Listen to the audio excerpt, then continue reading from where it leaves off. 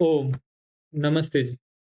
आज का हमारा विषय स्त्री प्रकरण में कृतांत कर्ण पूर्वात नियम से प्रारंभ होगा। आइए, नियम क्या कहता है जानते हैं। कर्ण पूर्व में है, जिसके ऐसे कृत अंत वाले ह्रस्व अकारांत प्रातिपदिक से स्त्रीत्व की विवक्षा में गीस प्रत्यय होता है। कौन सा प्रत्यय? गीस प्रत्यय होता है। ठीक है। उदाहरण क्या हमारे सामने? वस्त्र कृति है। मूल शब्द क्या है? वस्त्र। वस्त्रेण क्रीता अर्थात वस्त्र से खरीदी हुई है। आइए आगे बढ़ते हैं। सर्वप्रथम नियम आता है कर्तृकरणे कृता बहुलम। नियम क्या कहता है कि कर्ण अर्थ में तृतीया तदंत से कृदंत अर्थात कृत का बहुल करके समास होता है। समास में टा प्रत्यय आ जाता है सुपादि प्रत्ययों में और वस्त्र प्लस कृत रहता है। इसी के साथ आगे नियम एक वार्तिक आता है गति कार कोप पदानाम कृत भी सह समास वचनम प्राक सुबुद्धपते। वार्तिक क्या कहता है? सुबुद्धपत्ति से पहले ही समास है। अब समास करने के पश्चात कृत तद्धित समासास्त्र से प्रातिपदिक संज्ञा करेंगे और जब प्रातिपदिक संज्ञा हो जाएगी तो सुपों का लुक करेंगे। किस नियम से? सुपो धातु प्रातिपदिकयो से। अब सुप क्या था यहाँ पर? ता सुप था। सु औजस अम औ षष्टा तृतीया का एक वचन में आता है। हम्म। तो टा का लुक हो जाएगा अर्थात लोप हो जाएगा तो शेष रहेगा वस्त्र प्लस कृत। अभी अभी जो हमने नियम पढ़ा है कृतात कर्ण पूर्वात, नियम से कर्ण पूर्वक कृत अंत वाले ह्रस्व अकारांत प्रातिपदिक से स्त्रीत्व की विवक्षा में गीस प्रत्यय होता है अर्थात गीस प्रत्यय यहाँ पर हो गया। वस्त्र कृत कृतंत वाला है तो कृत प्रत्यय गीस प्रत्यय हो गया। अब जिस प्रकार पूर्व कक्षाओं में हमने गीस का इत संज्ञा करके लोप किया था, शेष हमारे सामने ई रहा था। ठीक वैसे ही यहाँ पर भी रहेगा। हम्म। हलंत्यम से सकार की, लसक्व तद्धिते से ककार की, तस्य लोप से इनका लोप करके हमारे पास शेष रहा ई। तो वस्त्र प्लस कृत प्लस ई। अब कृत के तकार में अकार है, इसकी हम यची भम से भय संज्ञा करेंगे और यस्य तीसरे से लोप कर देंगे तो वस्त्र कृत प्लस ई। और जब इनको मिला देंगे तो वस्त्र कृति हमारा रूप सिद्ध हो जाएगा स्वादि उत्पत्ति विभक्ति कार्य करके। ठीक इसी प्रकार जब हम आगे बढ़ते हैं तो धन क्रीता। क्या? धन क्रीता है उदाहरण अर्थात धनेन क्रीता, धन से खरीदी हुई है। मूल शब्द क्या है? धन। ऊपर क्या था? वस्त्र। यहाँ पर क्या है? धन। समान वैसे ही है धन ता कृत कर्तृकरणे कृता बहुलम से यहाँ पर समास हो गया कृत का बहुल करके। और वार्तिक से क्या है? गति कारकोपपदानां कृद्भिस्तः समास वचनम प्राक सुबुत्पते से सुबुत्पत्ति से पहले समास और कृत तद्धित समासास्त्र से प्रातिपदिक संज्ञा सुपो धातु प्रातिपदिकयो से सुपों का लुक हो गया। लुक होने के पश्चात धन कृत हमारे पास शेष रहा। अब कृतात कर्ण पूर्वात से क्या हो गया? कृत अर्थ में गीस प्रत्यय आ जाता है स्त्रीत्व की विवक्षा में, परंतु अपवाद रहेगा। अपवाद किस लिए?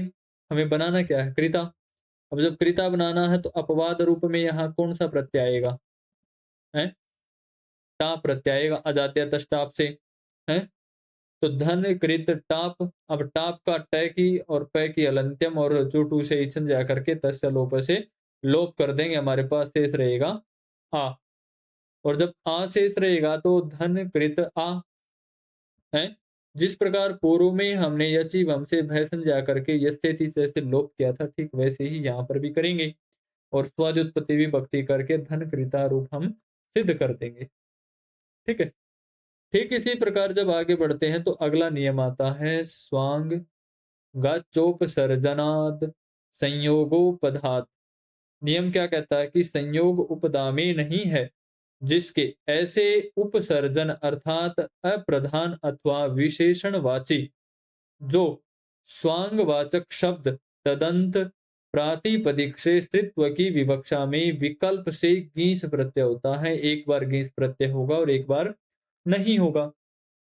अब इसमें विशेषता भी बताई गई। सूत्र में पठित स्वांग एक परिभाषिक शब्द है।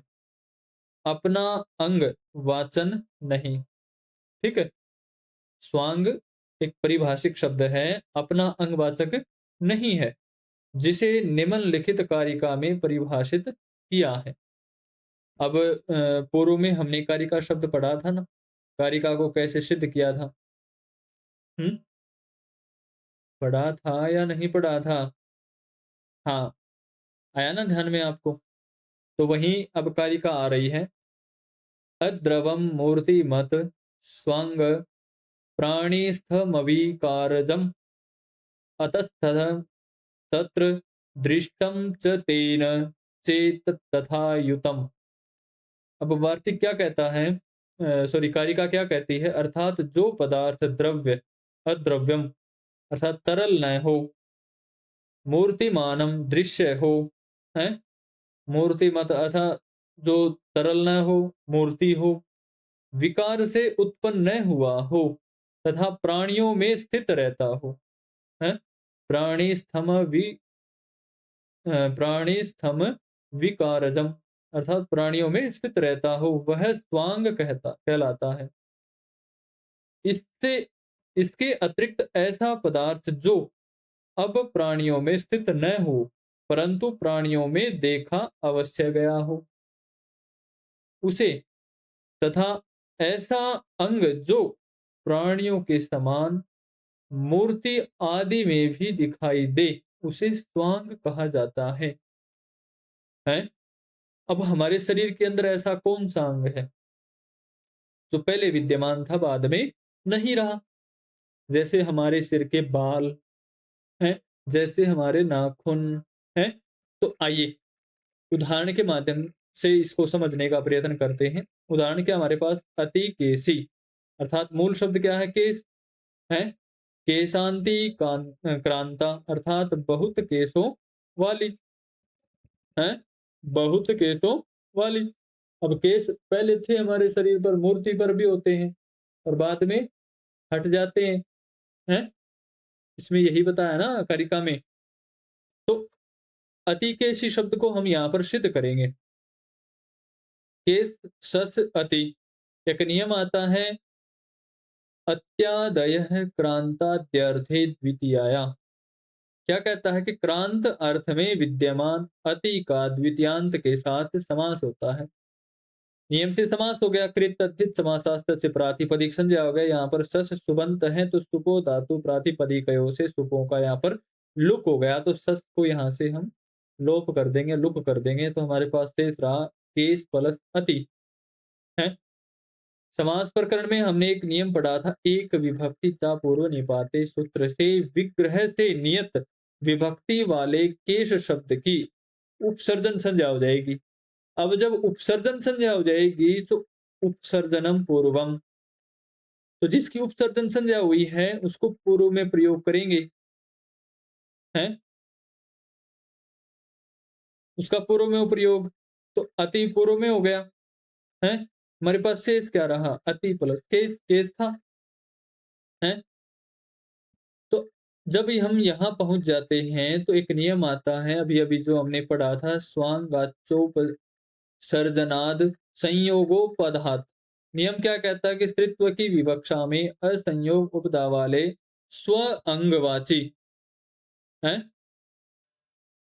उपसर्जन संज्ञक केस अंत वाले अति केश शब्द से गीस प्रत्यय होगा, है। जब गीस प्रत्यय हो जाएगा तो हमारे पास रूप क्या बना? अति केश गीस। अब गीस का क्या शेष रहता है? हम्म कि जिस प्रकार पूर्व में हमने लसक वतदिते हलंत्यम आदि से ही संज्ञा करके तस्य लोप से लोप किया था, ठीक वैसे ही यहाँ पर भी होगा, है। यची हम से भय संज्ञा कर देंगे अंत्याकार की, यह स्थिति जैसे लोप कर देंगे, अति केस ई मिला देंगे तो अति केसी स्वादुत्पत्ति विभक्ति कार्य, अति केसी हमारा रूप सिद्ध हो जाएगा। ठीक इसी प्रकार अति केसा है जहां पर गीश का अभाव रहेगा, है। बहुत आसान है, जिस प्रकार अतिकेशी बना था सभी कार्य समान उसी के सदेंगे, ठीक है। प्रातिपदिक संज्ञा आदि उत्पत्ति विभक्ति कार्य आदि जितने भी प्रारंभिक कार्य हैं, अब नियम जो था स्वांगाच्योपसर्जनात् संयोगोपधात् से स्त्रीत्व की विवक्षा में गीस प्रत्यय का अभाव रहा। अब अभाव पक्ष में यहाँ पर अजात्य तष्टाप से टाप प्रत्यय हो जाएगा। और जब टाप प्रत्यय होगा, टाप का क्या शेष रहेगा? है। बाकी कार्य पूर्व के समान ही रहेंगे। हैं? बाकी कार्य पूर्व के समान ही रहेंगे। हैं?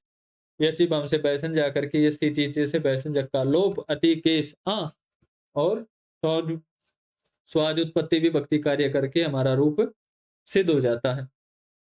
ठीक इसी प्रकार जब हम आगे बढ़ते हैं तो अगला उदाहरण आता है चंद्रमुखी। चंद्रमुखी बहुत ही महत्वपूर्ण उदाहरण है।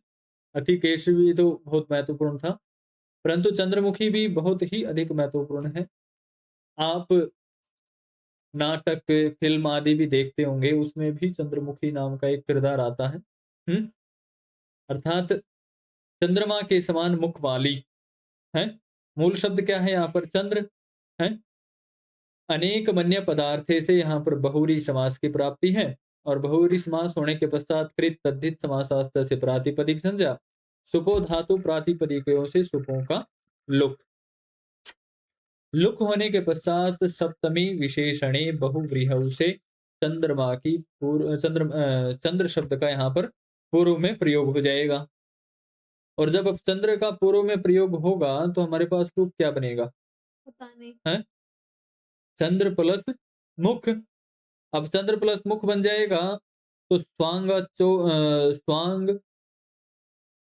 ये नियम था स्वांगाचोपसर्जनाद संयोगोपधात नियम से क्या हो गया? स्त्रीत्व की विवक्षा में चंद्र मुख शब्द से गीच प्रत्यय हो गया। चंद्र मुख गीस। अब गीस का क्या शेष रहेगा? इत संज्ञा करके लोप करने के पश्चात ई है। जब ई शेष रहेगा, ई शेष रहने के पश्चात ठीक वैसे ही यची भम से भी भय संज्ञा करके ये स्थिति जैसे लोप कर देंगे और चंद्रमुख प्लस ई मिला देंगे तो चंद्रमुखी स्वादि उत्पत्ति विभक्ति कार्य करके चंद्रमुखी हमारा रूप सिद्ध हो जाएगा। ठीक है। ठीक इसी प्रकार चंद्रमुखी के समान ही चंद्रमुखा बनता है। ठीक है। केवल यहाँ पर गीस अभाव पक्ष में टाप प्रत्यय होता है। ठीक है। बाकी कार्य पूर्व के समान है। अजाद्य तष्टाप से यहाँ टाप प्रत्यय हो जाएगा अभाव पक्ष में गीस के। हैं? ये अभ्यास के तौर पर आप स्वयं करें। आज के लिए हमारा विषय इतना ही रहेगा। हम अगली कक्षा में फिर मिलेंगे।